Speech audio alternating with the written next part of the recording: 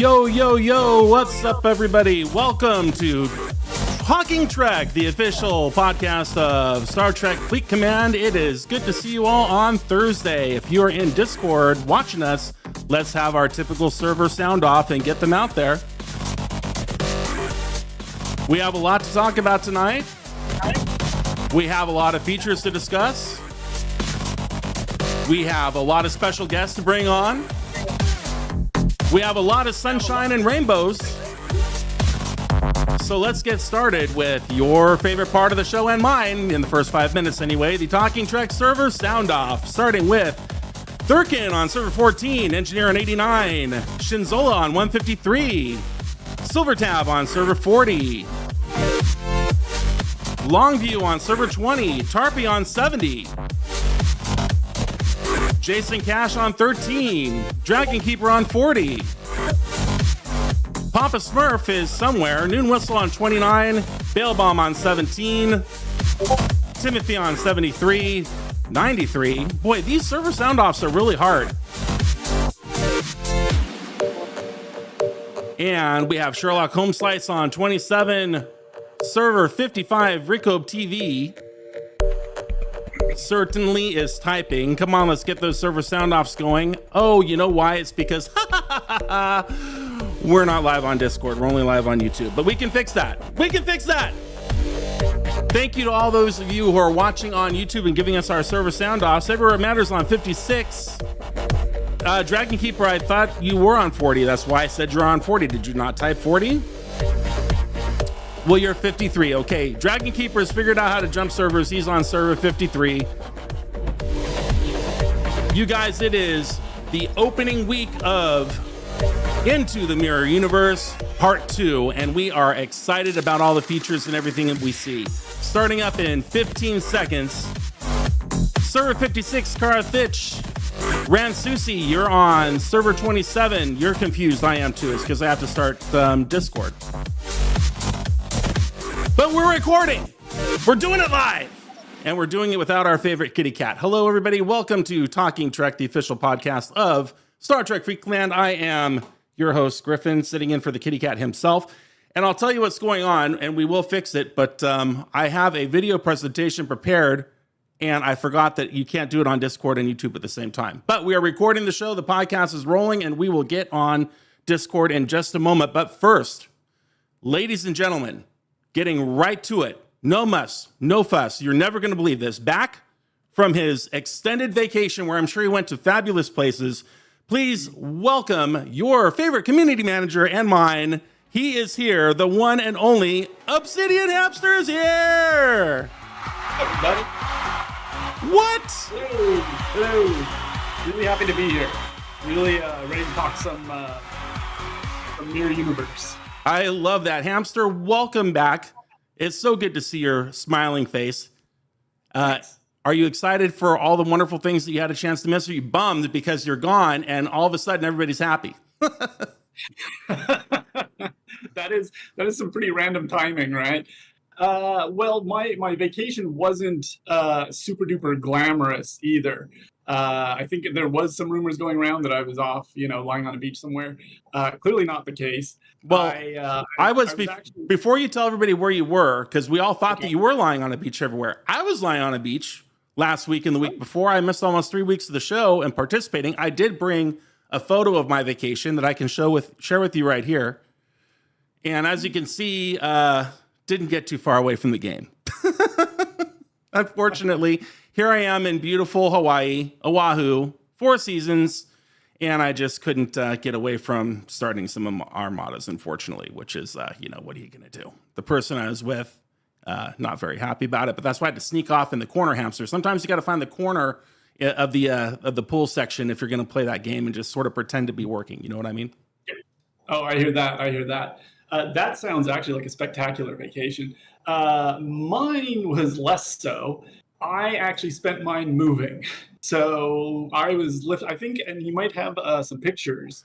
I believe it or not, I do have a couple pictures of your vacation. I'm really disappointed because I thought that you were hard at work, but you were moving. You're not enjoying the beach. No, There No. he is right there. Yeah. He's got 3 boxes. He's got 4 boxes. He's got boxes over his head. That is not how you apparently never worked in retail. That's not how you lift a box. It was honestly, my week was boxes and stairs. Oh my gosh. Just relentlessly all week. It was almost like a pleasure to come back to work and not have to worry about boxes or stairs just for a little bit.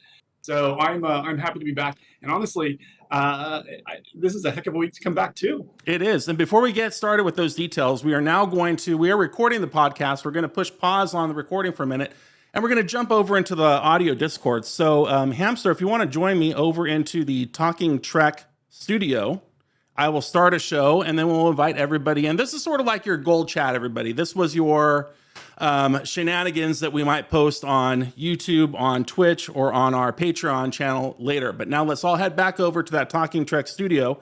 And Hamster, when you get in there, just raise your hand and I'll throw you up on the stage, okay? Here we go, everybody. Don't go away.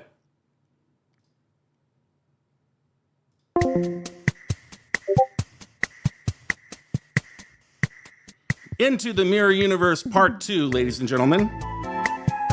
Enjoy the nice hold music.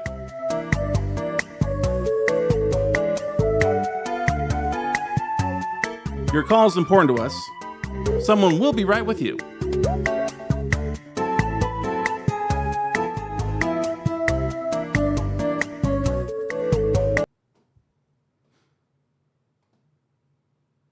All right, and here we are. We are now in Discord simulcasting, and I'll put a one-shot up on YouTube. Simulcasting with YouTube, since we can't get on Twitch tonight. And we're waiting for our good friend Obsidian Hamster to join us over there. And I see everybody coming on in. Welcome in, everybody. Let me get you some more music while we're waiting.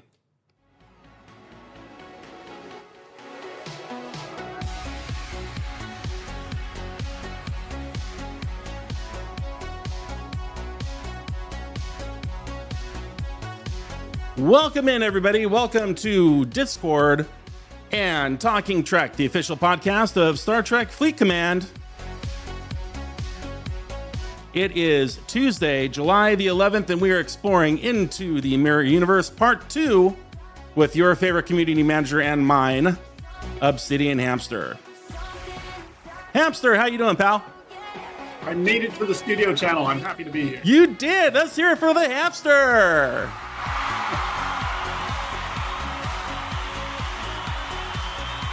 Like I said before we started, as someone who's a community manager on Discord, I get lost on Discord very easily. So me just making it to the top of the stage, I think we're off to a great start. I think that we've already won the night because there's content for everybody to enjoy instead of just twiddling our thumbs wondering if the show's going to start or not. Right? Yep.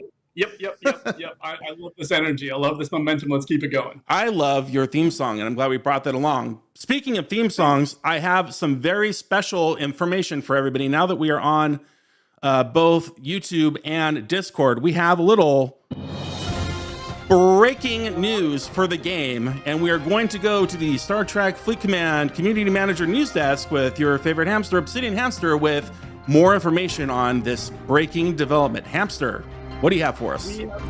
We have some really exciting breaking news that I just wanted to kind of kick off the program with.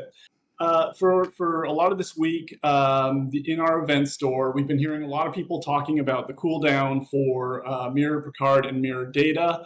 The big announcement is we are removing the cooldown. What? I'm really excited to get this done. Yeah, we're getting rid of the cooldown.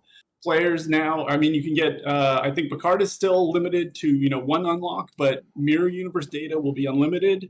No more cooldowns. So basically, this came straight from the players. This is feedback that we heard for most of the week, and the team listened, and we were able to get this in, and I'm just really excited that we can announce it here. That's incredible. So when does this magical news go live in the game? This should be live, I think, either now or in the next 5 or 6 seconds. Whoa. So I'm really excited for this. This was something I heard a lot in chat, and the fact that we could get it into the game so quickly was just incredible. I think that I am floored. I am shocked. I am beside myself with this amazing news, man. Yeah, I am too. I'm too. To have such a quick turnaround, within week 1, it's just great news. Well, thank you for that. And thank you for, again, staying on your streak, listening to the community, making things happen. We're all scratching our heads. What's up with a 7-day timer? And look at you just coming right back in from vacation and making something amazing happen for us. Thank you so much, man. Happy to do it. And really, really enjoy kind of kicking things off on a high note, because I think there's a lot of good content in Mirror Universe Month 2. There is so much to talk about, and the event store that kind of snuck up on us is just the beginning of that. We asked for all of your questions out there in Discord the last couple days pertaining to this latest ARC release, and your thoughts, your concerns, your praise, your comments, your questions, and I received dozens and dozens, nearly 100 of emails from you in the last 24 to 36 hours that we were able to consolidate down for our friend Obsidian Hamster to answer. And it really boiled down to about 4 or 5 topics total, Hamster. And most of it is overwhelmingly positive compared to what I've seen in several months. What's your side looking like on Discord as a community manager? If you were to take the temperature of your community today, would you not agree that it's been more positive in the last few days than it has been in quite some time? Absolutely. As you probably may know, ARC launch days on official can get a little hairy from time to time. Well, they're an unmitigated disaster. Let's be real. They keep me busy. I'll put it that way. This past ARC launch was one of the smoothest I've ever seen. Like, even from just a tech standpoint, it was basically just done so quickly and so smoothly. But even beyond that, I think that there's a lot of content here that players were looking for. You know, there were adjustments and kind of new ideas that we're implementing into the Mirror Universe that really, I think, completes the Mirror Universe as an experience or as an extension. Because we kind of set everything up in June, and then we're putting everything, basically you're getting the second block in July. And I'm seeing that reflected in chat. Yes, I will say with the stipulation that there are some negative voices still. There are, some people out there that really don't like the direction we're going. But for a release, this has been really, really positive, and we're seeing that in a lot of the feedback from players. Yeah, we see our friend Dragon Keeper in chat who says, "Oh, I could ask the hard questions, but I wanted to be nice." Dragon Keeper, you were very nice to me today. Thank you very much. There was not a lot to complain about there, and everybody overwhelmingly was, and we really appreciate thinking about what the game turned into from one month into the next. Listening to the feedback, it's nice to have somebody on the other side of the equation, ladies and gents, who clicks the pen, makes notes, takes a list, and brings it to the right people and makes things happen. Right at the start of the arc, while you're on vacation, Hammy, we saw a lot of what we can hold increase in terms of a lot of the currencies that Mr. Tiger initially launched in June, and we had that feedback for him, but boy, we'd sure like to have more. And right out of the gate, he gave us the 25% more on most of those currencies, did he not? Yep. Just honestly, getting those currencies from the District 56 building, I think was huge. If that is what you're referring to, the vouchers, the Rift keys, and I think the Trell D, getting that out was a really big deal, because that's one of the choke points that I think we heard from June. Yeah, Ran Susi in chat says, thanks for circling back, and I think that everybody overwhelmingly would share that sentiment. And it's not just the daily drip that we're getting, but the increase going from 900 to 1200 of what we can hold that really helps with the math and what we can accomplish in the Mirror Universe. In fact, our resident mathematician, Putz himself, did some math for us, and he determined between the increases in the currencies that we can get, what do they call it? The Rift tokens? No. To get in there, the vouchers, Yes, getting from 900 to 1200 vouchers. And then in addition to that, the increase in time that we can spend in the universe by upgrading the 56 building, we more than doubled and now nearly tripled the amount of time, if you want to, spending in the Mirror Universe to go ahead and mine for longer, get more liquid D, survive longer in that space all the way up to 30 minutes, plus having those additional entries. Boy, that really cleared that bottleneck for us. And we are overwhelmingly excited to see that come into the game. I certainly am, because I'm enjoying playing in the Mirror Universe and getting in there. It is a fun aspect of the game, and it's another way to play the game, as we'll talk about in a moment. One of the things that we talked about, Hamster, was a player who shared the feedback that there is in-time game versus focused in-time game and different ways to play the game, and love it or hate it, it's here. So we'll talk about that in a moment. But first, let's start at the top. The number one feedback that we have received from you, the community, in the last 2 days has been about the July addition to 2 additional wave defenses to play. Discussing their rundown and project and their progression is something that's definitely on the mind of a lot of people. Hamster, these 2 extra waves kind of solve 2 problems in one, because they keep the existing waves there rather than updating them. So the people who are still in their 30s, getting into the low 40s, have the ability to play through that loop. And now there's a whole array of challenging new enemies for us to combat if we're in our 40s or in our 50s and above. And again, they're releasing that much needed Trillium D for the community. Defeating, can we just talk for a minute about the loop and exactly what is being asked of players to accomplish? So if you're just tuning in, just downloading the app and updating it, you know exactly what to accomplish. Participating in these new waves, these mirror waves, still starts with some progression in the original wave, Hamster, does it not? Yeah, I believe so. And I think that wave defense, I think, was one of the best kind of new implementations we did last year. It started a little rocky, I will admit that. But once it got up and running and we kind of smoothed everything out, it became one of the most popular features we'd added in a while. So I was just really excited that we could actually add more to this feature and integrate it into the mirror universe. So for new players, yes, I think 30s can still kind of warm up to it in the original wave defense. But now with the mirror universe wave defense, things do get a little bit harder with the new hostiles that we've introduced. Well, they get a lot a bit harder because they're faster, they hit harder, they require actual strategy of not only the crew, but the specific ships that you're going to be bringing in, so you don't fall on your face right away. I have seen many waves being played by players in their 40s and even their 50s who are just not focused on the correct hostile to go after based on the ship that they brought in, and they're gone in wave 1 or wave 2. There's no joking around. You don't have to be an Ops 32 to get annihilated right there in round 1, and that's part of the strategy behind this game. It requires pre-planning, a thought process of who you're bringing, what ships are going to be in, and where on the map they're going to go. So just to quickly run through this loop, it all starts with claiming your Section 31 wave defense ciphers to run the version 1 wave defenses. Once you are successful in that V1 wave defense, you obtain Section 31 or credits, as you always had. You can then spend those Section 31 credits, and I'll pop up my screen for those of you who are on YouTube. If not, we'll put it in the graphics room. There you go. We spend the Section 31 credits on mirror wave defense ciphers. These are the new ciphers that we have to buy. There is a limit of 500 max that you can store before you're allowed to purchase more. But these waves are only 150 to start, right, Hamster? So you get 3 waves if you're packing 500, correct? Yep, and I believe you can turn those in the Section 31 refinery. You get for 150, you get to do 3. That's exactly right. That's exactly right. Now, there is not a free claim for these ciphers. You have to play through and you have to purchase these in order to play in the waves. And another piece of feedback that I've heard from the community, it's not all sunshine and rainbows. We all know that we can keep 1,000 of the ciphers for the regular wave, but only 500 of this new cipher for the mirror wave. But again, it is still averaging 1 wave per day, 3 over the course of 3 days. Will that max be lightened in the future? We don't know. Hamster can't tell us that.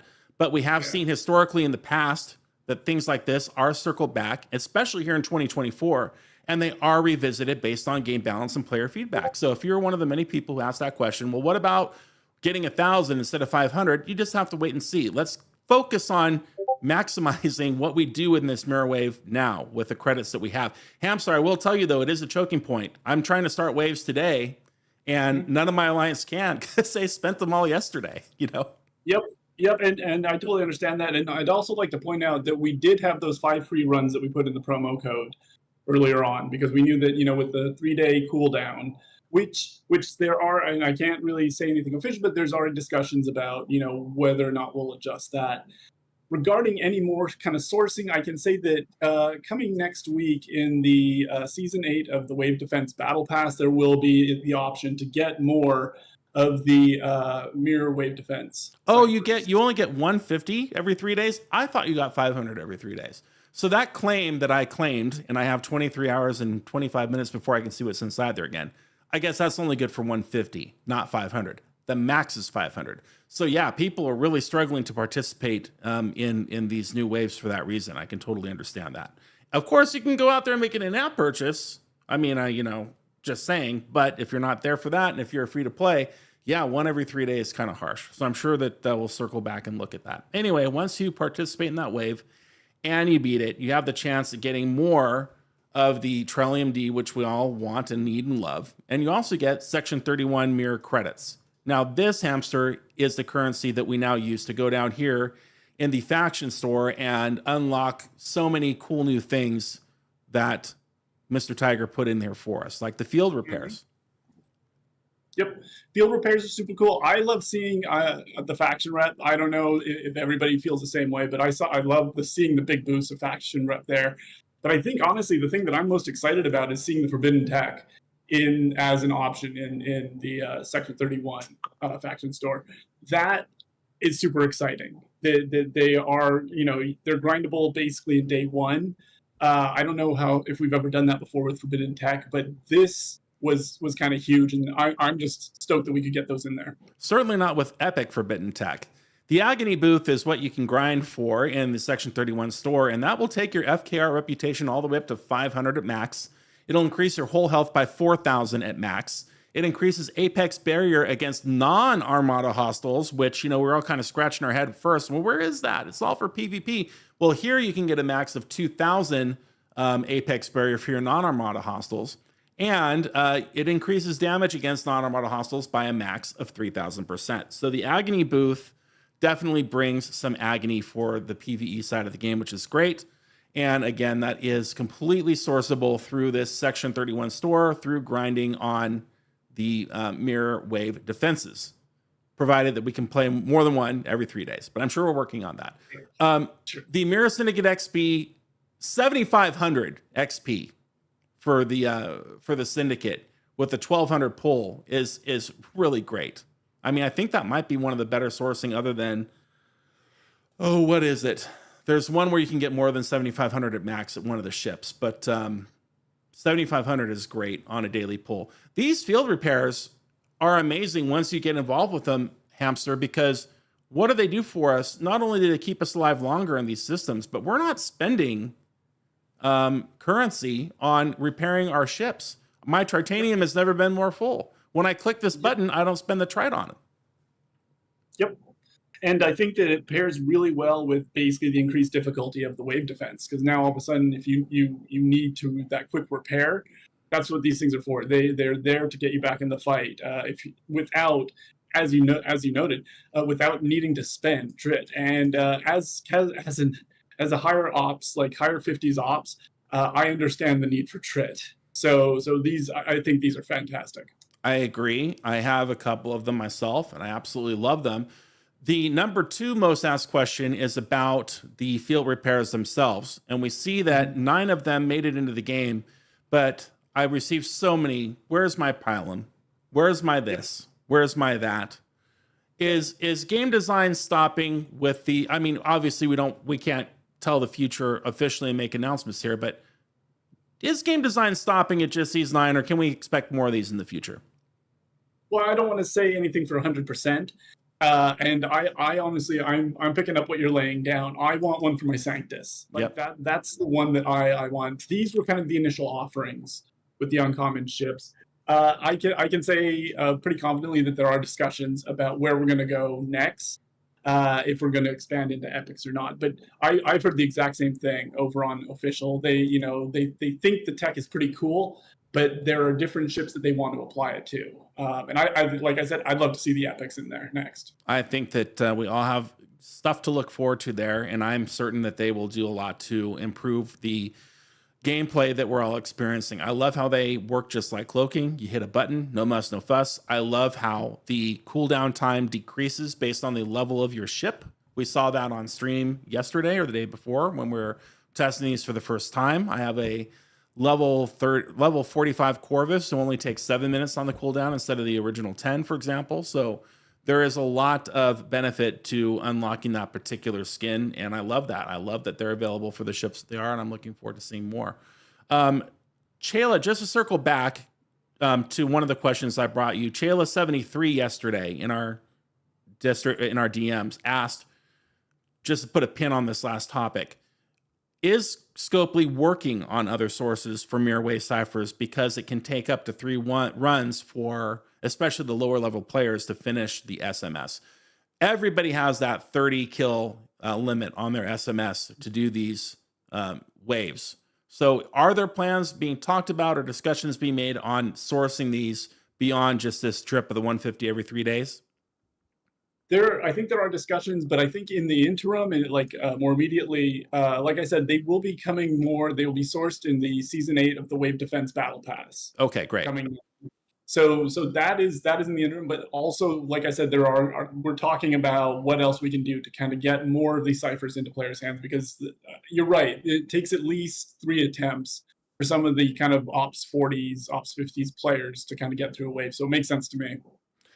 Exactly. Oh, Pavik, this is not a sales call. Give me a break. We're just going over the features. I happen to like the features, so I'm not going to grill anybody about how anything I'm having that's not a good time playing this game. Plus, I'm filling in for DJ, so you guys have to be nice to me. You know, I'm doing my best. I am just riding the flow. I'm feeling the wave of positive energy. I had this awesome theme song that Hamster sent me to introduce them, and it's this cool EDM track, and I'm just feeling the flow of this track. It makes my fist pump, and I'm excited. I want to go out there and kill more stuff in the game. So, I'm not in a bad mood. I'm in a very good mood, and that's why we're talking about the good stuff here. There's not, and that's on you guys too. You can say anything you want in the chat, but I literally got 3 negative comments out of about 75 Hamster. So. Okay. It's a good arc. Yeah, and I think that like we said, even when we do put out kind of a quality, really good stuff in the game, there will be some players that will latch onto the kind of negativity regardless. Well, I mean, there's always room to improve as well. Let's not pretend that it's perfect. It's not, but there are still plenty of opportunities for us to go out there and enjoy it in the first 40 hours of the game. And I'm remembering the words of the wise, legendary Steven Zarin, who always reminds us at the end of a 45-minute conversation that I've heard. How many of you heard out there with DJs and Bubba Joe that go on and we go through every finite detail on what's wrong and what can be better? And what does Steven Zarin always say? It's only the first and the second day of the arc. So you just gotta, take that in mind and wait for these things to come in. That was Vool who asked the question about the field repairs first. So I appreciate that, Vool. And that's sort of where we're at right now with this loop and how to participate in the loop, how to engage so you can get up on that SMS with the rest of your team and unlock those rewards. The next topic that we were talking about most frequently, Hamster, was the event store. It's content, other ways to earn currencies. The event store was a surprise to me. I didn't realize that we'd see yet another one after 2 months, and that appears to be the trend sort of this year, just by way of the calendar, right? 2-month arcs equal an event store every other month, correct? Yeah, we've typically have longer arcs in the past, but we're trying something a little bit different. So I guess having an event store, kind of within a month of each other was kind of new for the Gorn arc, and now new again we're doing it again for Mirror Universe.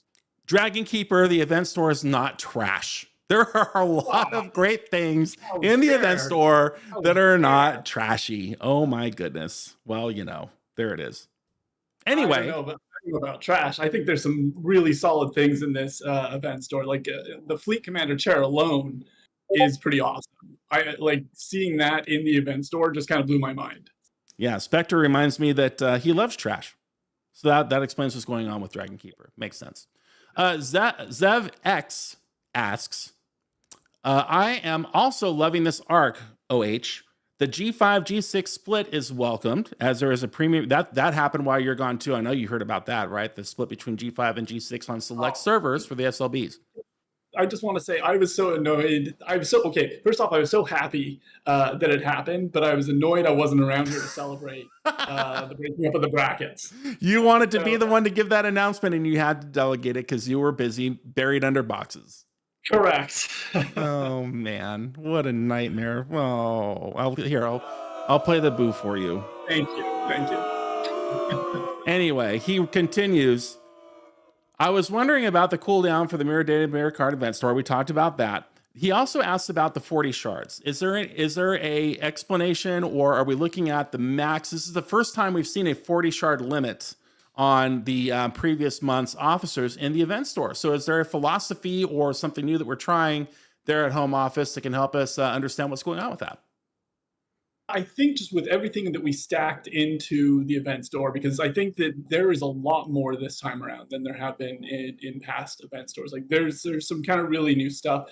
I know that people would probably want to get more than 40 shards. And I assume are you talking about the two rare officers? We're talking about Picard, Mirror Universe Picard, and Mirror Universe Data both have a 40 shard limit on them.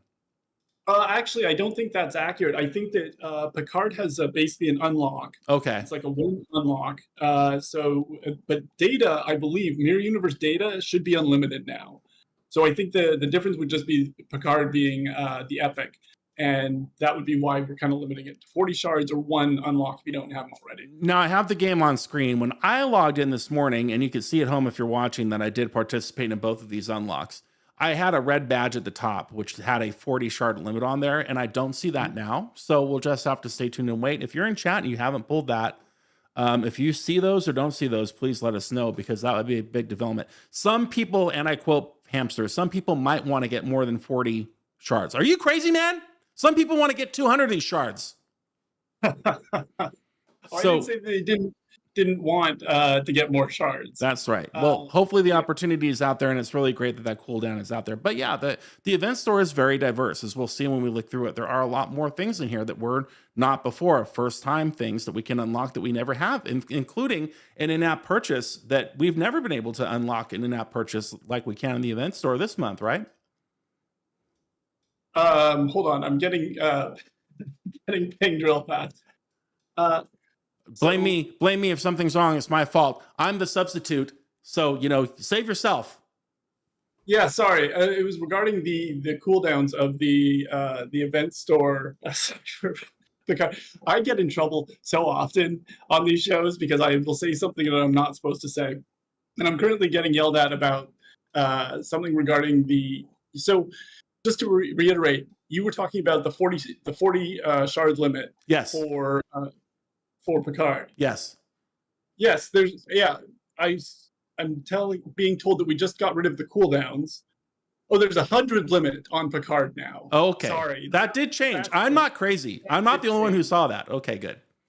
That did change. So it's a full unlock limit, and it's 100 shards. I'm sorry I came unprepared for that. I knew that we were getting rid of the cooldowns. I knew that data was unlimited now. It was 100 shards of Picard, which was the vital piece of information that I didn't have. Apologies to everyone. What's wrong with you, Hamster? You're just across town moving your little boxes with your little hamster feet, and you didn't have all the information 8 hours after starting work again? Come on, man. Oh man, I that was the one thing that I missed because I was so stoked for the rest of the announcement, the cooldowns, the unlimited data. I completely missed that it was the full unlock. I did say the full unlock of Picard, which is 100 shards, but I just didn't say 100 shards specifically. I am sure you did, and if you didn't, then you will in the edit, so you don't have to worry about it. Nice. So that solves that problem. Another thing that we see in the event store is, it's not in the event store, but just backing up again to the refinery of the Mirror Universe. We saw some additions to the Mirror Universe that were really incredible this arc, and there was a couple questions about them. I need to remember where to find them. So a few of the forbidden technologies were added into the Liquid Trillium D store. I'm sure you heard about that, Hamster. Mm-hmm. We had the corrupted cybernetic implant. We have the Orion cargo transporter. I can't say Orion because DJz turns me green on stream and I hate it. So that's like a trigger word for me. But we saw forbidden tech that we could not source anywhere else other than an in-app purchase enter the Liquid Trillium D store this month. That really buzzed a lot of excitement. We had a lot of questions, a lot of feedback that obviously we cannot answer directly about what's next. Is this the way to go? Are we going to take some of the sourcing out of the refinery where it has previously existed in the Forbidden Tech box, and we're going to put it up here instead. A lot of variables, a lot of questions. We have to wait and see how that plays out. The number one thing, of course, you see this coming. Everybody asks about the Ferengi Whip, and at this point, it's just a sentiment that we want as a player base Scopely to realize and know and acknowledge that, hey, we all would love to see that Ferengi Whip in a free-to-play manner. If it's not through this Trillium D exchange, then through another route. But the feedback has been so positive on our end on adding these into the store. What have you been seeing on the official Discord about unlocking these Forbidden Techs? It's got to be bringing some buzz, right? Yeah, absolutely. Just having the different options on how to get them, how to acquire the Forbidden Tech now, I think is really great. Like whether it is the Section 31 faction store or, you know, in the Mirror Universe Refinery for the Chaldi, I think that's great. I also kind of really like, and I have to touch on this just because you raised it. I don't think a week goes by that I don't hear about a request for the Ferengi Whip. I'm continuing to raise this. Hopefully, at some point in the future, we can get some movement on that. But as far as I've heard, there isn't any movement right now. Well, at least we can acknowledge that we know. We know that we know. You know that we know, and we know that you know. Yeah. And that's really all we can get from that. That question is from Hayden. Thank you, Hayden, for bringing that in.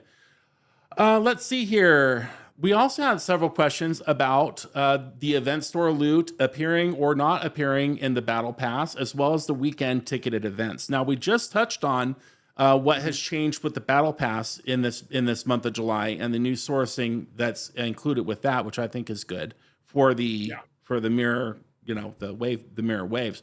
What about the weekend ticketed events? Do we have any update or information or sneak peeks about what to expect currency-wise that's happening with those, or is that still in the oven cooking? Well, I'll tell you what, it'll be similar to last month, where event store currency will be in the rare ticketed events and not in the regular ticketed events. Beyond that, if we want to have a discussion about kind of sourcing for the event store currency, we are putting them in all engagement events, as well as SLBs coming soon. So there will be opportunities to get event store currency, but they just won't be from the ticketed events or the Battle Pass. And actually, as a note on the Battle Pass, one of the things that I think we didn't do a good enough job of communicating is that on each milestone in this month's Battle Pass, we've had a major increase of RSS. Mm-hmm. That promotion was huge. I feel like I just got promoted to Senior Vice President of Sales or whatever, and I'm just being dumped with these commissions that I've never seen before just by unlocking these little, it's crazy how much, I shouldn't say, never mind. It's a disappointing, I am disappointed with the amount of currency. Yep. Disappointing. I can't even pull off that bit. It is a huge amount of currency in that thing. Yeah, and that's the thing is there was a trade-off. I know that there are people who are disappointed without seeing the event store currency, but because we were able to at least add that much more RSS into it, I think that it might not balance everything out, but it was still an improvement. It's almost like the event currency is in there, but Scopely has pre-selected getting the Trite and the Dilithium and those packs for you. So just look at it that way. You're just, we're cashing them out in the form of this currency that we need to advance in the game that way. I don't know if that flies or not, but that's what I tell myself. In addition to that, what else were we talking about this event store? We talked about the currency. Oh, just to circle back on the weekend ticketed events. You heard here, it is similar to what happened in the month of June with the rare ticketed events. So if you're a free-to-play player, it's very important, if you want some additional currency, wait until a week where you can pull all 9 ticketed events on Friday, Saturday, and Sunday. So you can then spend that rare ticket on Monday and get your event currency. I don't want anybody to accidentally pull one tomorrow, for example, on Friday the 12th, and not be able to complete that 9-ticket circuit and then miss out on that rare ticketed event that'll come on Monday. So if you're free to play, make sure you're saving your tickets so you have 9 for one particular weekend and you can participate in that rare and get that currency. Thank you, Hamster. That is really good information to have. Yeah, happy to help. Now, we talked earlier in the broadcast, as we have about 20 minutes left with Hamster, about time in game versus focused time in game. And I sent you this message from Jet Chip Wasp, which I thought was a very thoughtful comment. And he writes, I could spend 20 minutes doing Dominion solo armadas, where I'm not really having to look at the screen as much, as I'm just launching solos and checking back every 2 or 3 minutes. There's no opportunity for loot or cost for me to get there. I'm fine with that time in game. Versus spending 20 plus minutes of focused time in the game, constantly looking at the screen to grind in the mirror universe. And if I don't, I could be penalized in the form of opportunity lost. Maybe I get less loot. Maybe I get attacked and I don't realize it. So the question becomes, is that something that we're hearing a lot of in terms of negative feedback? Or is the mirror universe, and this is how I see it, wrapping it into a question, is it just a different way to play Star Trek Fleet Command? Because the feedback has always been, oh man, how many times can you click on a red triangle or mine a node or start an armada? This is a completely fourth dimension of gameplay, and you can choose to participate in it or you can choose not to participate in it. But aren't we all glad that there's more to do within the game, just like wave defenses? So what say you, Hamster, about that feedback about focused time in the game versus passive time in the game? It's a really interesting point to be raised, because one of the things that I heard more often than not is that they wanted to extend the time that they could spend in the mirror universe, and that's why we kind of see it in the District 56 building now. That you get that extra 10 minutes, I think, when you're maxed out. But to say that you have to have that focus time in the mirror universe, yes. But at the same time, there are different ways that you can attack this. Like, you can go in and farm hostiles for the 20 minutes if that's what you want. And I know this might not be popular, but I like to go mining in there. Like, if you explore into the mirror universe enough, you can get your miner in there relatively quickly if you go with an impulse crew. So this is, like you're saying, this is a new way to play the game. The one thing that is, I think, a little bit more frustrating for people, and from what I've heard, this is basically from a tech standpoint, it does get a little bit frustrating needing to do that extra click to get into the rift. And I do understand that, because that is probably a major thing that really kind of focuses your time. But overall, this is something new and it's something different. It can be time intensive for some people, and we do understand that. But like I said, the feedback that I heard mostly throughout June was to extend their time in there and not find a way to shorten it. Well, that goes to the phrase, not to age me, but the phrase would be different strokes for different folks. Some people want that opportunity and are excited about maxing it. People like Putz, people like me who are doing the math on, oh, I'm going from 900 to holding 1200. Well, that's 25%. Oh, I'm going from 20 minutes to 30 minutes. Well, that's paying me back that 5 minutes in travel time on impulse speed. And the net result is ultimately positive if I have those 20 minutes to spend, because I will agree there are plenty of times I'm thinking about picking the game up for a few minutes. Well, I'm not going to do an MU right now because I know that Alexander is going to have dinner ready in 10 minutes and, I don't have 20 minutes to spend. But then there are plenty of times when I do. So just the fact that I need to plan when I have 20 minutes to do it, waves are no exception to this, does not make it, in my opinion, for my money and for my time and my attention as a gamer, a bad feature. It just makes it something that I have to plan. Meanwhile, and I really love, and thank you, Jet Chip Wasp, for your comment. I really love the fact that the game is also one where I can, start mining and check back in an hour. That's a 1 minute thing. Or I can do a solo and maybe check in once every 2 or 3 minutes. That's great too. I'll wait once every 2 months. So I'll bang out 50 when I'm, just need to check in every 3 or 4 minutes. So I can't see as it a negative that we now have focused time in the game. It's just simply a different way to play. And I think that is an admirable thing that Mr. Tiger did. And remember, guys and gals, he said that there's plenty of other things that he has up in the noggin that he's looking at doing in order to make the travel time, that impulse time, more engaging. And hypothetically, and I loosely quote, he threw out scenarios like, what if a comet's going to fly in and hit your ship? What if this hostile's going to come out of nowhere and start attacking you? So there are plenty of things to engage our attention while we're impulsing across. Do they exist in the game now? No. Am I saying they're coming? No. I'm just saying that there are plenty of possibilities out there that make this a compelling feature that we, or at least that I am looking forward to giving a chance for. But thank you for that comment. And actually, just to follow up with one last point, I've been told that the mirror universe is not something that we're just going to kind of introduce to the game and then move on. There's going to be kind of steady updates and evolutions that will come throughout the coming months. Okay, as long as you're ready to put your hand on a stack of Bibles and swear to that now, then we'll believe you. Because that's one of the questions that were brought up as well, and I love this one. I wish I could see where I found it. It had to do with going back and revisiting older features.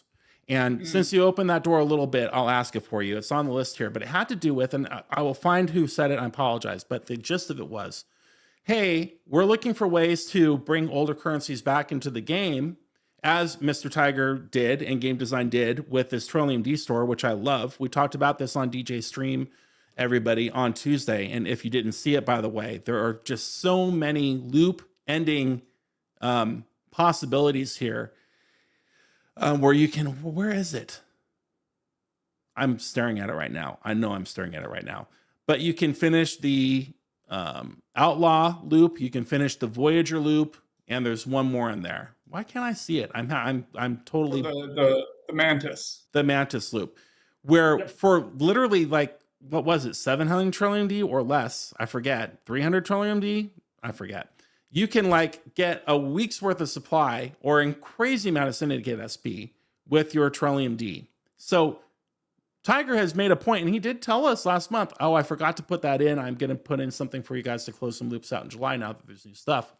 Back to the original question or the comment from the player. What about places like the away teams? Is it possible to look at adding new away team assignments that will reward us with maybe Gorn parts, blueprints, with hypothetically, of course, but with newer currencies to where we could take advantage of a feature that's already programmed, but simply update it with new missions and new rewards for participating in them, dovetailing in what we heard as part of a roadmap at the beginning of the year, that one of the amazing employees at Scopely took on a project of, I'm going to see when I have time to update Swarm Sunday, when I'm going to update Cosmic on Saturday, when I'm going to update the Outlaw stuff on Thursday. Is there any wiggle room in game design schedule to go back and look at things like adding away team assignments and refreshing the game, as well as like Swarm Sunday or things like, is that on anybody's radar that you're aware of when you have these meetings, Hamster? I personally haven't heard of anything at this point. I love the idea of updating away teams to feature kind of either newer or older currency that we want, that we would want to figure out a use for. I think they'll primarily, based on either kind of X-Borg expansions or even what we saw with the Mirror Universe, with the Stella and the Voyager and the Mantis, that's probably going to be the way that we're going to be addressing older loops going forward. At least that is the sense that I get of it. If I'm happy to raise the idea of kind of updating away team rewards. But again, it's kind of having someone to have that bandwidth to focus on away teams. I can raise it and I can see what I can do. I appreciate that. And I know I hear your pen clicking in the background. I know you sent that note. I did find it. It's from Lloydson. Lloydson, thank you for sending that suggestion. That was a one-of-a-kind shot-in-the-dark suggestion that was not backed by a second person, to be honest with you, Hamster. But I got to tell you, I love that idea because ATAs are an important part of the game. We have to do them every day in order to finish our dailies out. There is an entire section dedicated to the away team currency in the bottom section of the store. So, I mean, that could be a really fun thing that we can, hey, what if we did that? I appreciate you taking that feedback. The last topic that we have has to do with the District 56 building in general. A lot of positive feedback about the buffs. How's it been going? Have you been getting good or bad feedback about the buffs that are built in other than the 50% timer? The Apex barrier, the mitigation, the PvP crit damage. Are people seeing a benefit in that? Because overwhelmingly the feedback that I received was positive. Yeah, and I think honestly the number one thing that we've been hearing, and the District 56 building has been very popular over on Official as well, but the number one thing that we're hearing was the introduction of the claim in the Mirror Refinery of the vouchers, the Rift keys. and what was the third thing? The Trillium D. Absolutely. I personally like that there is an Apex boost, because Apex barrier boost, because I'll take that any way I can get. The other boots I think are good, but anything with Apex I will get there for. And then of course, as you said, the extra time in the mirror universe is pretty good too. And this is the first time as a tooltip I have ever seen Scopely go out there and say, hey, as you upgrade this building and you reach that level, make sure to go back in the refinery, because it's going to reset the refinery, and go ahead and claim it again before you keep going up the ladder. I thought that was really great. Yep. I mean, something that, you know, the wise old owls in the room know to do no matter what. But as the newer player, I can't tell you how upset I was in the past learning, oh man, I could have clicked that 10 times and got 10 times the loot as I'm upgrading this building. So yeah, that daily drip is absolutely fantastic, and there's really nothing to complain about there. Daily sourcing of the mirror fragments and Trillium D to upgrade the building seems like it's not going to take a whole lot of time to upgrade this building. We have had other content like the fleet commander building that most of us are still working on, which when it first came out mathematically was going to take like a decade to max. Wow. This one is definitely not there. We're starting at a much better spot, and I think that the feedback has been overwhelmingly positive about that. It seems as though this year of 2024 has really brought with it a lot of listening, note-taking, and implementing of ideas, unlike any year that I've previously seen before. And you guys can call me a shill. You've definitely seen me spend money on stream. I get it. No problem. But I played the game in 2019 and 2020 and 2021 and 2022, just like you guys. And never have I seen this clip of pivoting happen that I've seen in 2024. Hamster, obviously, it's a great time to be the community manager, but what do you attribute that to? Has something within Scopely's culture changed, or how have we accomplished this sudden focus on turning things around and implementing feedback at such a quick rate? I think that's commendable. I think there are a number of reasons in play about what's going on. One of the things that I like to think, one of the big reasons, maybe, and I don't want to say that I'm kind of tooting my own horn or anything like that, because it's not just about me, but I think it's improved communication. I think it's the push that we started, I think back in March when I took over official. But it's not just me, it's a team that I'm working with. It's CR Uniform, it's Beck, Eco's in there. Just the whole team is working much more closely, not only with kind of the community managers, but the community themselves. And I think that having that communication open and getting that feedback, because I've seen some updates or adjustments that we make kind of mid-arc that really stem directly from the feedback from players. Like when we got rid of the cooldown this week for mirror card and mirror data, that stemmed directly from feedback. And I think for a lot of subjects, not all, we are listening and we are adjusting as we go. It's not always going to happen, but I think having a stronger communication between the team and the team working with the players more and listening to the players, we get stuff like there was a lot of good stuff also in the Gorn loop with the X-Borg expansion. Oh yeah. Like we are continuing to kind of address just how complicated this game can be by easing off other things. And I think as long as we can keep this communication between players and the team going, I think it's going to be better for everybody in the long run. I completely agree. And I am encouraged by what I see, to the point where I continue to invest my time and my thought and my dollar into this particular form of entertainment. And it's at the direct result of what I see happening in terms of response to community feedback. So you can take that bow, Hamster, and I know that you have a giant team behind you who deserves the recognition and the credit for that as well. Another example of that is on stream on Tuesday night, we had found that there is this particular event right in the middle of DJ stream pertaining to the 56 building, because we were talking about upgrading it. And there was a solo leaderboard running, and there's also an SMS running. And I did not see the leaderboard. I only saw the solo milestone. And so come to find out, somebody was in the chat or something from DJ responding, and they said, oh yeah, we messed up. Level 60s are not included in the SLB. Below 60, yes. Above 60, yes, but not level 60. And that's exactly where I am in the game. So I had a cow, threw a fit.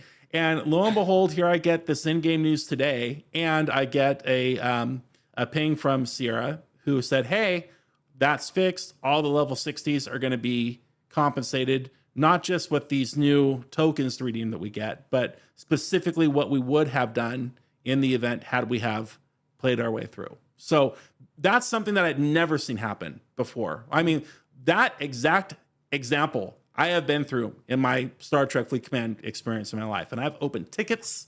I escalated a ticket, and it's like, yeah, I'm really sorry. This is what happened. The SLB is the SLB, and now it's done. And I'm like, oh my gosh, that did not make me feel good. Conversely, what happened today, where we get this news blast out for the level 60s specifically saying, hey, you have this currency coming your way. I just thought that's amazing. That's a customer service oriented company that gets it, and it's a breath of fresh air. So to everybody at Scopely who's involved in making decisions like that, I, as a player, would like to thank you, because it means a lot to feel heard. Yeah, and you know, it shouldn't have happened in the first place, but I'm glad that we were able to address it as quickly as we can. You know, we still have a few other outstanding issues that we need to address as well, but being able to take care of this as fast as we could, I was really happy. And for Sierra to really kind of push and drive for this was a fantastic. Yes. Divine, I am reading chat. I'm going back and forth. I'm sorry. I'll go back up and see, because we only have literally 3 minutes left with Hammy, and then he's got to roll. He's got more boxes to unpack and things to do. Hamster, I just want to say thank you for being a part of our show this evening and for taking all of these questions that I sent you. I literally sent him 50 questions plus from the community and consolidating them and getting us some clear and concise answers for what we're getting into on Into the Mirror Universe Part 2 and the solutions to some of our concerns that you brought with us. I think that's really awesome, man. Thank you so much. Really happy to be here, and I'm always down to stop by and chat. And I'll be, you know, excited to come back later on in the month to see just how people are still interacting with the Mirror Universe. Again, I think that this is some really good content that we put out. I've been hearing a lot of positivity as well. That doesn't mean it's 100% perfect or that there aren't things that we can still adjust as we go. But so far, this has been, I think, one of the smoothest and best launches I've been a part of, and I still have shell shock from some of the ARC launches I've been a part of in the past. So just I'm really happy that I could be here and just kind of chat with everybody. You have some trauma from some past ones? Yes, I'll tell you what. Someone today, or somebody, I think it was yesterday. Someone mentioned Gala Gate, and I literally flinched. Everybody over there hates Gala Gate. The word Gala, I mean, it gets a lot of employees over there. There's no doubt about it. Yeah. That was, I think I was maybe 3 or 4 months into the job at that point, and when I was still on the private server, and it lit up. Man, when that happened, like that's kind of where I really kind of cut my hamster teeth. Oh man, don't look in chat. Ransusi found the free Gala Now meme where she's like in prison. Yeah. Oh my gosh, I forgot all about that. And honestly, credit to the community, because they came up with some really good memes. Like, even though you were getting buried alive, at least some of the memes were really, really clever. Yeah, I think that's great. We did receive more questions that we don't have time to answer today, but I will get them out to Hammy to see if he wants to. And I wrote all your player IDs in the Discord as well, so we'll try to answer a couple more for you. Most of them pertaining, and before I say goodbye, I will tell you, Hammy, that most of them pertain to this whole point of, hey, I'm a ops 20-something, I'm an ops 30-something. We understand that the game is now being written for the 40s and the 50s because it's a 6-year-old game. What can Scopely do to help me advance faster so I can get myself into the 40s? Instead of focusing on, hey, I'm camping at 39 on purpose, it becomes like, how can this game help the players in their 20s and their 30s and the free-to-plays jump up with us in the 40s to experience that content? One player mentioned about spicy pickle sourcing and how it should be available to people in their early 30s instead of late 30s. I know you have a list about all that, but I just wanted to hear the community say that feedback has been heard, and that is a focus for community content creators to bring forward to Scopely, and that we do hear those concerns. I, for one, think they're very valid, and I would love to see more players jump up into the 40s so that the famous line is the highest populated bracket is still Ops 39. That's something that Scopely's got to have on its radar to fix based on the fact that you are releasing content in the 40s every month, right, Hamster? Yep. And I think that we are actually starting to take note of that and really kind of make content that's aimed at some of the lower players, like Lieutenant Picard, Awesome. for example. Yep. I mean, I think his ability is what it targets hostiles 35 and under. So that's specifically for, kind of lower level players to help them kind of catch up. So I'm really happy we can get Lieutenant Picard out. I hope that we can continue to do that, to kind of give players, because even when I came into the game like 2.5 years ago, there's a lot to catch up on. And I didn't have something like Lieutenant Picard. So I think that's a good indication that we're listening to kind of the lower level players, and we're starting to aim content at them that helps them catch up. Well, that's something that we all look forward to seeing in the future. And so far, this whole team behind community management has been responsive. They've taken notes, and they have been men and women of their word in terms of making the community better. So with that, I know you have some boxes to go unpack and some hamster wheels to run in. Thank you for your time. Ladies and gentlemen, please join me in thanking our community manager, Obsidian Hamster, for his time today. Hammy, thank you so much, man. I had a blast. Really, really great time here. Thanks, everybody, for stopping by. I really appreciate it. And I'll be back soon, and I hope everybody has a great night. All right, there he goes. Ladies and gentlemen, there he is, Obsidian Hamster. You know him, you love him. You thank him for all your currencies and solutions to problems. And now we'll be joined on the Talking Trek stage by your favorite analyst and mine pertaining to crews everywhere it matters. Mr. Matters, are you there for us, sir? Oh, you need to join, don't you? You need to be brought up. There he is. How you doing, man? I'm great. How you doing, Griffin? Happy Thursday.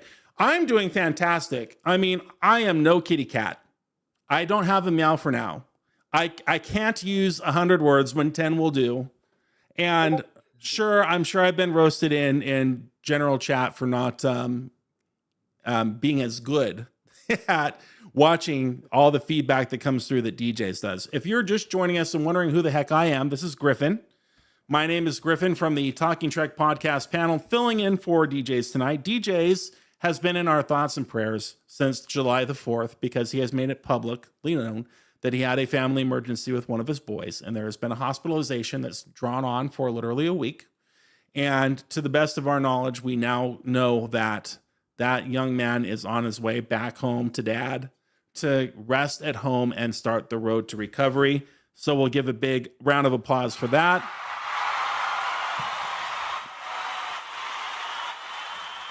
All the thoughts and prayers and good thoughts have been going to the DJz family, and DJz is still around.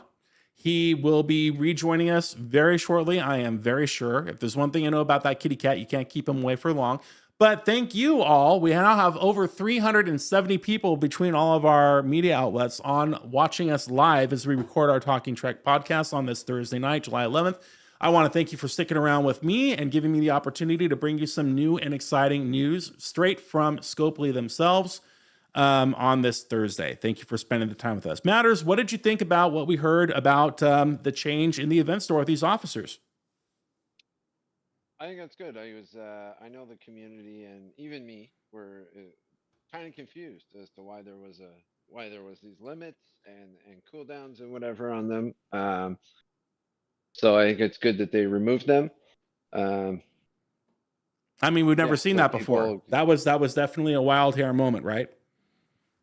Yeah, it was weird to see them for sure. And I had the speculation that maybe it was just because the Trellium or the Liquid D needed to upgrade them wasn't very well sourced yet, and they kind of were hoping to keep people from getting so many shards that they would be able to tier one of them up, but couldn't because they still don't have the Trellium D to be able to. Yeah, and let's face it, it's another 2-month event store, and these 2-month event stores do not source the amount of event currency that we have seen in 3, 4, and 5 month arcs. So it's not like you're rolling around with 650 of this currency to get after. So I can understand where that thought process might have come from. However, don't tell me how many data shards I'm going to be able to buy. You know what I mean? And that's the sentiment from a lot of people. We all know that we're only going to get a couple 300,000 event currency. Free to play are obviously going to wisely spend that in one of two directions, either that officer or the in-app purchase that they were never able to unlock before they can now, which is the Fleet Commander seat. If you did not hear about, don't get data. Yeah, if you did not hear about this, gang, in the event store, I don't see it because I have all 4 seats unlocked. But you do have the ability to go after a Fleet Commander spot. And Matters, you're on record as saying that is by far the wisest way to spend your currency. Can you tell the class why you feel that way? Oh, well, the bonuses that you get from Fleet Commanders as you unlock them are fantastic. They're insane, and they're frankly game changing. I've loved them ever since they came out with like original Kirk with that impulse speed as his like first level skill. So the ability to have more of them slotted and have their abilities working at all the time is huge. Absolutely huge. There's at least 3 that give you bonuses against armadas. There's at least 3 that give you bonuses PvE grinding, like hostiles. There's I think 3 that give you PvP bonuses. So, I mean, if you're free to play, you're probably stuck right now with 1, maybe 2 being able to be slotted, and you're looking at syndicate level, what is it, like 48 or something? I thought it was 40 to get the third one, but I could be wrong. It's been a 40? minute. That could be right. I don't know. It's up there. It's a long way away for free to play to be able to get that third seat. It is, and it's really hard to choose between. Obviously, you're going to have Kirk no matter what. Is your second pick Spock, or who do you put in your number 2 chair? I have Kirk, Sloan, and Janeway, I think. Oh, I never invested in Janeway because I was not as excited about that particular tree. But unlocking a third seat or whatever seat it is literally putting a whole extra research tree in play for your game. Now, skill trees are just like research trees, except they don't work unless the officer is sat, with the exception of the gold bordered ones, which are always on. Many of these you have to choose. What am I going to do with? What am I going to do without? And being able to unlock this second, third, or fourth seat is so huge because it literally increases your research by that factor, which is incredible. Now, that has never been available in the store before. I saw that Spectre said that one of his concerns in chat is that there should be a minimum amount of free-to-play currency available in event store months. I never really thought about that before, but if you want to give free-to-play the carrot, the enticement to play every day and do well in an event store month, I don't disagree with that at all. There has to be light at the end of the tunnel for all of the hard work that you put into a daily participation game like Star Trek Fleet Command. And the fact that you can, as a free-to-play, participate daily and unlock something so important and so valuable as a Fleet Commander seat, I think that's a really good thing. But established minimums for free-to-play is interesting as well. Having a built-in counter that's somehow visible in the interface of how many you've earned would be another interesting point of discussion. So would being a capacity, a max. Like, how many do we plan on making available this month? Right at the beginning. So you could plan a little bit better rather than it being a surprise. I think that would be another compelling way to drive engagement as well. Matters, I know you and I... Maximum capacity on event store loot? Yeah, like here's how much on day one. On day 1, we're planning on releasing 540,000. If you knew, if you knew that number, wouldn't that help you plan better? And wouldn't that help you engage more to hit that target? Yeah, probably. I mean, I do every event that I can, and I give it my all, and if I get a lot, I get a lot, and if I don't, I don't. Yeah. And I spend what I get, unless I forget on the last day. And that's not funny. So I can see it helping drive engagement. I can certainly see it. I know sometimes, especially with folders and stuff like that, like sometimes it can be easy to miss an event. We get a lot of events in that wheel these days. And to miss an event and not get the loot from it is devastating. So seeing that you're not at the max for the day would show you that there's something in there that you've missed. Exactly. So I can see a benefit to it for sure. Yeah. Now, I mean, it's no secret. There's definitely a secret keeper at Scopely as they plan the game and they plan how to roll things out. They love surprises. They love Yeah. throwing the syndicate event on us just out of the blue and a million other things. I'm not saying it's necessarily bad. I'm just saying I've noticed that about this particular game developer or this particular team. They enjoy the element of keeping us on our toes, but not for the lack of providing us with all of the information. Maybe I don't need to know when, but if I know what it is and what to expect, then maybe that would help me out a little bit more. And that's why some of our most intelligent and brightest and most dedicated commanders out there developed the resources that they have, like Spock's Club. Because what if I want to know my maximum mitigation that I have worked hard for 5.5 years to obtain? There's no way in the interface to show me that at all. I have to load it into Spock's Club and figure something like that out. And based on that information, I can then make an informed decision as to whether or not this prime or this building or this feature is worth chasing if the reward at the end of that particular tunnel is X% mitigation, for example. Well, how much do I already have? These are famous conversations that DJs and Bubba Joe had time and time again over the years. And being armed with that information is what really makes you a wise player.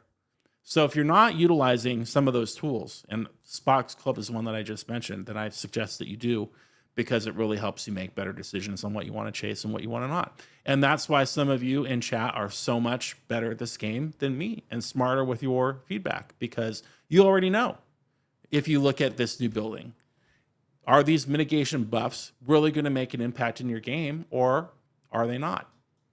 I don't know, because I haven't updated my Spock's Club lately and I haven't opened it up in a couple months. I have no idea what my mitigation percentage is that I'm currently rolling. I think I've logged into Spock's Club like maybe 5 times total. I'm telling you, man, it's weird how space nerds like you and I don't do that every day, because that's how you really make good decisions about planning your research and your strategy. I know, for example, I'm not really excited about 130% boost mitigation, but no. If I get down to the 60 or the 70, as I'm doing here on stream, oh man, that's a lot of scrolling. And I'm looking at a mitigation boost of 600%. Well, that sounds better than 150. Yes, it definitely is. Let's see what's going on in chat. Ransusi says he's got 13,000, but haven't done today's stuff. Me too. I've been busy programming the show. But I'm excited to engage in it. I did pull my dailies, and I did pull my chests and everything, but I haven't actually gone into the mirror universe today. The max for day 3 Tarpy has is 19,200 so far. Free to play. That's great, Tarpy. Same should be said for letting us know about building events, ship events, fleet commander events, and so many other things, Ransusi. I completely agree. That's the other head scratcher. That has been my two. Those have been my two. I can speak. Those English. Those have been my two major concerns about playing Star Trek Fleet Command over the last 5 years. Number one, when I had a problem previously, I didn't feel like it was taken very seriously. And everybody in chat, I'm sure, has had a similar experience. Have you ever had something happen in the game where you were not pleased with the outcome in the past? The answer's got to be overwhelmingly yes. Absolutely. This year, I've had a couple issues, and nobody there has my player ID. Very few people know what server I'm on. I'm not making any direct phone calls to anybody. I'm just saying, from a cultural standpoint, a customer service standpoint, this year I've had a few issues, and they're resolved very quickly with as good or better than I expected results. And that's good to hear. But that has been my number one complaint. What's going on with the customer service previously? And that seems to now be fixed, or at least getting a lot better. Issue number 2 was this. How come all of these stats are hidden in game? And I completely agree with what Ransusi just said in chat. Knowing in advance what's coming helps me as a player plan better and helps me get excited about participating. The element of the surprise, I don't do well with, because maybe I'm going to show up, maybe I'm not, because I didn't know what to do. You know? Matters, you're a planner, right? I'm actually, no. You're not a planner? No, not at all. What? I'm a fly by the seat of your pants guy. You are not. You have all the crews for all the ships. You know exactly what to do. You have a catalog of information. You're not a wing it guy. There's in no my way. head, but I don't plan ahead. I mean, I know what I'm doing, and then so I know who to bring, and I know how to find them. But I don't plan like ops and I don't like. I've seen guys with like a spreadsheet that's tracking every single building that they're going to build and everything that they're going to do for the next like 5 ops levels. Okay, and you could call them a space nerd, and that's fine. But you know what? I would do that too. And to Vic Nice's point in chat, he said, "I've always wanted a stats page. I would do that if it weren't so much damn trouble." And the thought process in my mind that it should be in there anyway. What's that matters? Which stats? What stats page? All the stats. I just want all the stats. I want to know all of my buffs from all of my research put together, as well as how it affects a particular ship. Yeah, that would be cool. Yeah, it would be cool. It's like a running total of what your bonus is. Exactly. So then when they introduce a new feature like this beautiful, and this is not a naked woman on this picture. Dragon Keeper. Here's why they can't just make a stats page, because all those bonuses are going to be different depending on what you're doing. What? Because so many of them are reliant on, well, all those bonuses are going to be different. You're going to have different because you have researches that buff your mitigation against non-armada hostiles. Okay. You have some that both beef your mitigation against armadas, some that boost your mitigation. That's a hard word to say over and over again. Yeah.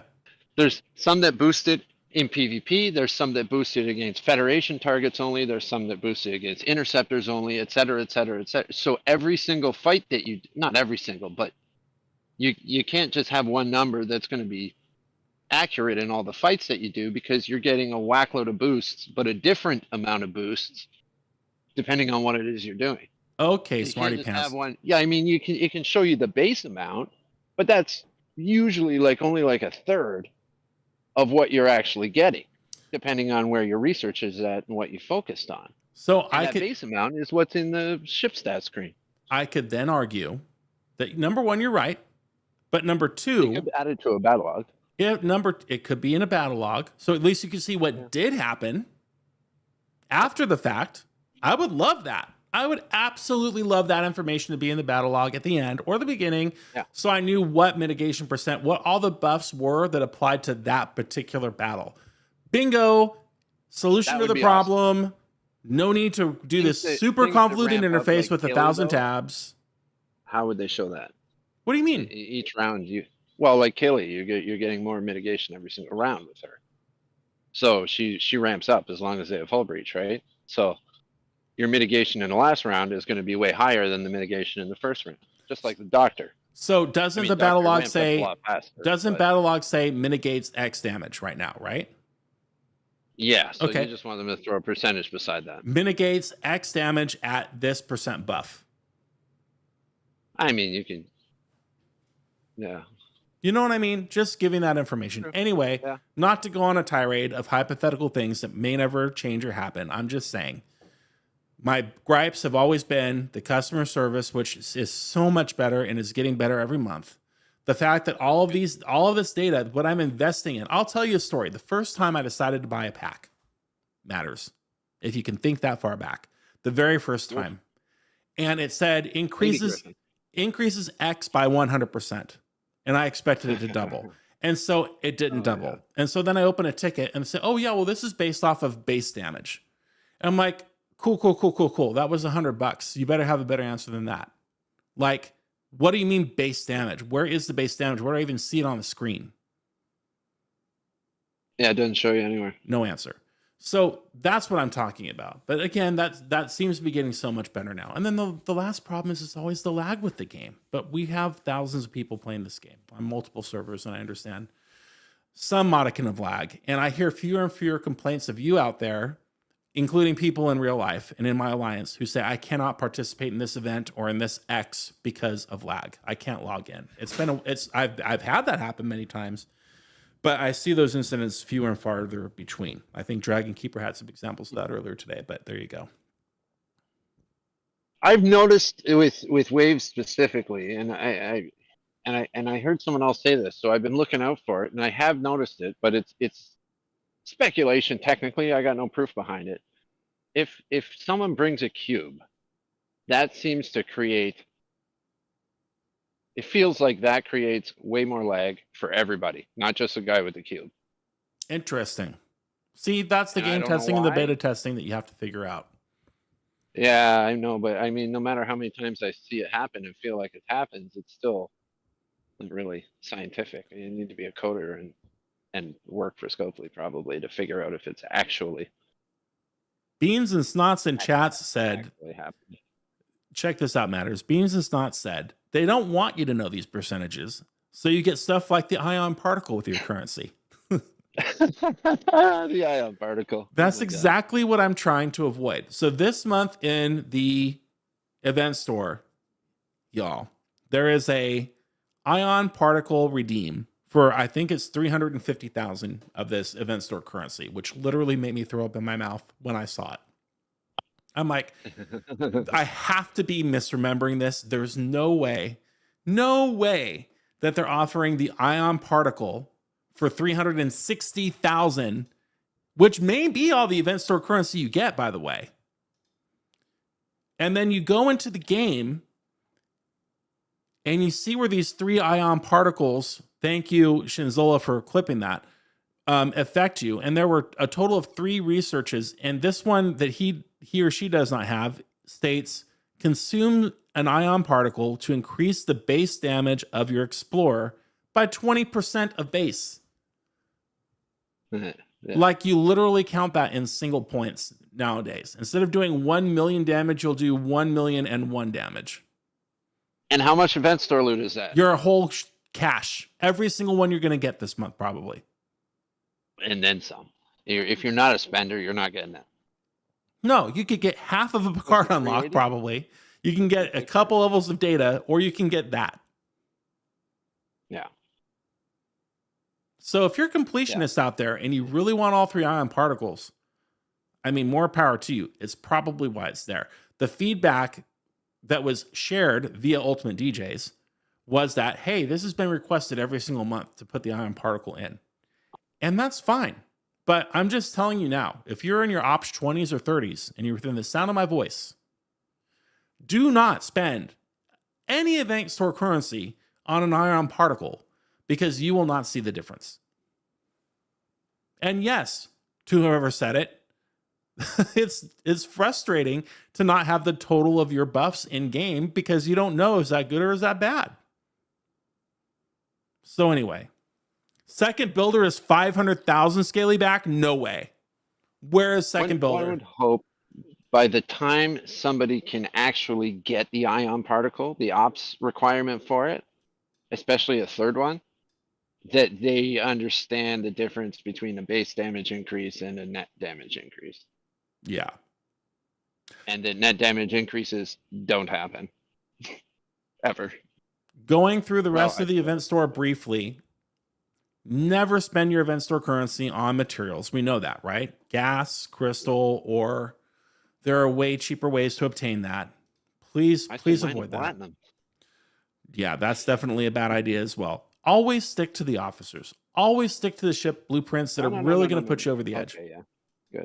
Good. You're expanding on that. I thought you were stuck to always stick to the officers. No, they're just... I always tell people specialty ships, because that gets you entry into specialty ships you don't have. That'll get you entry into a loop, which is going to have some kind of a payout, which you want to get into, and you want to start advancing as fast as possible. Yes, and especially with these new waves. If you're in late 30s, but you don't yet have your Voyager, obviously, if you don't yet have your Monavine, things like that are going to help you participate in these new waves and get more Trillium D. That is such a great use of your currency. Now, in the past, I'll admit I have gone for trade XP because when away teams were new and a thing, Yeah, when they were new, it was good. but now most of us has graduated past that, so we're not spending 3,000 event store loot on 1,400 trade XP, which is basically what you get in your daily event, your dailies. Yeah. I am always Yeah, I remember that too, and that came out. I am always for change and trying new things. I think that's great. And to the credit to this Arc Redder, a lot of new things have been tried this month. The event store refresh is huge, and what you can get in the battle pass, absolutely huge.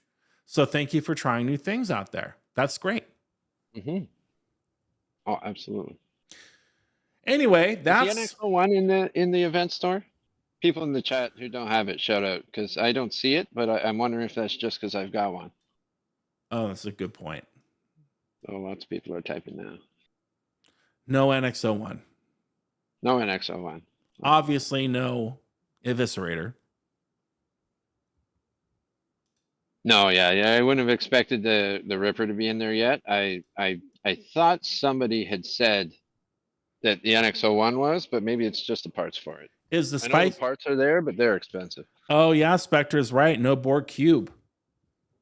Is that confirmed for somebody who does not have a cube that you don't have the way to unlock it? Because that was a big thing about last month.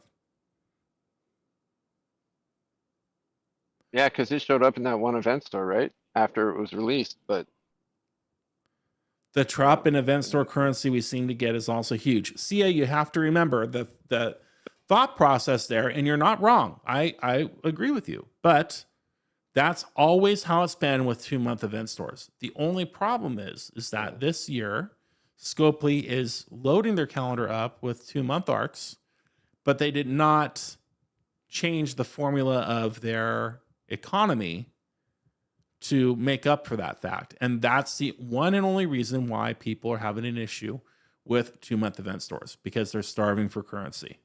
And I get that. just half the officers to get though. I mean, what ultimately happens when we have a big 4-month, 5-month event store with lots of event store currency is there's 8 or more officers available, as well as everything else in the event store, and 75% of the player base maxes everyone gets one of those officers and completely maxes them. Exactly. And I'm not saying that that's necessarily a bad thing. Usually it's a very helpful officer. It's a good officer to get a max. But I think that having these 2-month event stores with the less loot as a result is possibly a way of controlling that from happening as much. It's certainly possible. And that does make sense. That is good and wise logic. In the chat, Ransusi says the event store has been poop for 2 years. I mean, it's you're not wrong, but it's up and down. I have good memories of some event stores. They're not all fantastic. I can't stand on that argument. And Spectre says the arcs 2-month only going forward. Enterprise Part 3. Enterprise was through. I'm not saying that they're 2-month going forward. I'm just saying that seems to be the trend with having no knowledge of outside information this year. I'm seeing a lot of 2-month loops. Somebody else said that the Deep Space Nine NX01 is in the event store. Oh, well, if you got a screenshot of that, I would love that because that'd be good. Tarpy says the Deep Space Nine arc rocked. Well, Tarpy, that's because it was in December and somebody was feeling extra festive when they made that event store and they gave the farm away. That was, I wish they could all be like that. That would be incredible. That brought me back into the game. You know, I almost quit for the Deep Space Nine loop. I didn't play because work got really busy. September, October, November, December, I barely touched the game for 4 months. And I was so far behind with everything Deep Space Nine, which was such a bad arc to miss out on, especially with the faction. But that December store just roped me back in. Yeah. They got me good with that one. Oh, he put the picture in the chat. Yep, he's got the NX01 in the event store. Okay, well, so definitely the people that were saying no probably I'm guessing, either weren't at the ops level required or built one already and thought that there would be a second in there. And that's sort of my point with players in their 20s and their 30s. My radical, not well thought out feedback would be, why are we limiting anything for people in their 20s and 30s these days? The game has moved so far past it. If you want to claim some Voyager blueprints in your Ops 22, I say let them have it. Yeah. If you want everybody to get up to 40 or more, it's maybe dumb feedback. I'm a dumb guy. But my feedback would be all of these barriers to the 20s and the 30s, let them go. Deprogram them. Give people a shot to own the ships that they want that are maybe a lore-centric to them. Like maybe they're huge Deep Space Nine fans. Let them get that Defiant. Who's it going to hurt for an Ops 26 flying around with a Defiant? You know? What's wrong? It's pretty stout ship and high warp range for an Ops 26. Well, it may be revolutionary. All I'm saying is that if you want to bump that ops level average up from 39 into the 40s, you've got to make this content available, in my opinion only, to people who are sitting in the 20s and the 30s, who are stuck thinking, I don't know how I'm ever going to get my way to 40. Give them a chance. 20s and 30s though. That's not. I've got some free to play guys in my alliance, and they are breezing through it. Okay. Breezing through it. I'm not saying it's not as hard as it was 4 years ago. The economy has definitely been changed. But then they're sitting at 39 because they don't have the rep or the faction credits to build an epic ship to do the Ascension event. But see, Tarpy in chat says can't build till 35. LOL. Tarpy, I'm saying why not? And they're not spending to get there. It's 6 months. Incentivize them. Give them the ability to see the content. Give them the ability to engage in the content. Give them the ability to in-app purchase the content. The locks that we went through in our younger years in this game are not conducive to getting people up into the 40s and the 50s and the 60s to play with us. Anyway. Yeah, no. That is my unsolicited and unwanted and unasked for opinion. But if you're in your 20s or your 30s, I don't think that you're going to disagree with me. Anyway, that's our show. We've gone through Obsidian Hamster's interview. He was kind enough to answer all these questions for us. I realize it's a shorter show, only an hour and 36 minutes so far. But the whole purpose of getting online today was to have that feedback opportunity with our fearless community leader, Hamster. And he had fit the bill, and he spent his evening with us, even though he's still trying to unbox everything in his home.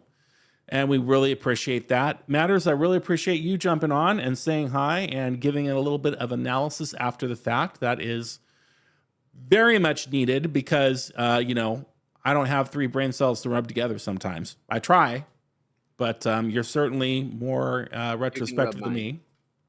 Maybe 9. Definitely not double digits, though. And most importantly, to the 382 people watching and listening in our podcast platforms, I want to thank you very much for being patient with UltimatDJz as he tends to a family emergency. He will be back before you know it. It is certainly a privilege to serve in this small part and get something online for everybody tonight, so we can have something to talk about and celebrate the successes of what appears to be a pretty darn good arc. Is it perfect? Of course not. Are there things that we want? Yes. Should we be able to run more than one wave every 3 days? Absolutely. But there is plenty that was addressed, listened to, and modified at the 11th hour, and you got to get online and you got to say thank you for things like that. I want to acknowledge Beck and her amazing ArcFall video. It's really funny. Matters, I had an ArcFall video ready because we load ours at 5 in the morning, an hour after Scopely loads theirs. And Beck is just doing such an amazing job with her videos now. They're including more and more detailed information. They're not quite to the analytics stage yet, but they do have more and more information in there that it's like, I watched her video at 4 a.m, and I kid you not, I'm like, my video doesn't really do enough to add to that. I've got to literally throw this in the trash can and re-record it because nobody's going to want to watch that or see that unless there's some analytics in there. So thank you to Beck for bringing those amazing Arcfall videos from Scopely into the game for us to see at 4 a.m. Eastern. That is really appreciated. And, onward and upward from there. I do not know when the next Twitch stream or the next podcast will be. We're going to have to watch the official Talking Trek Discord for information from UltimatDJz. I'm sure he'll have them up soon. But the most important thing is we continue our thoughts and prayers for DJ and his boy, who I hope is now home safely and resting and convalescing. What a blessing that is to have a sick family member, especially a offspring of yours, back into your home after a week in the hospital. So I'm very thankful that that happened. And that's going to wrap it up for us, Matters. Thank you very much for joining us. I did not have time to memorize DJ's entire 3-minute spiel, nor do I have the ability or the access to get into Patreon and see who's all subscribed. But I want to thank everybody who's listening. I want to thank all of the Patreon members. I want to thank all of the YouTube members. And I certainly want to thank our esteemed cast and panelists on Talking Trek for making this community what it is. For Everywhere It Matters and for UltimatDJz, your friendly neighborhood cat person, my name is Griffin, saying woof for now. See you on the next one.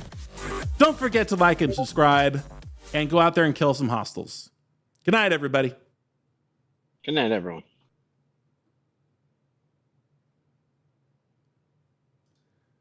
And that's the end of the recording. Thanks again, everybody, for tuning in and for being with us today.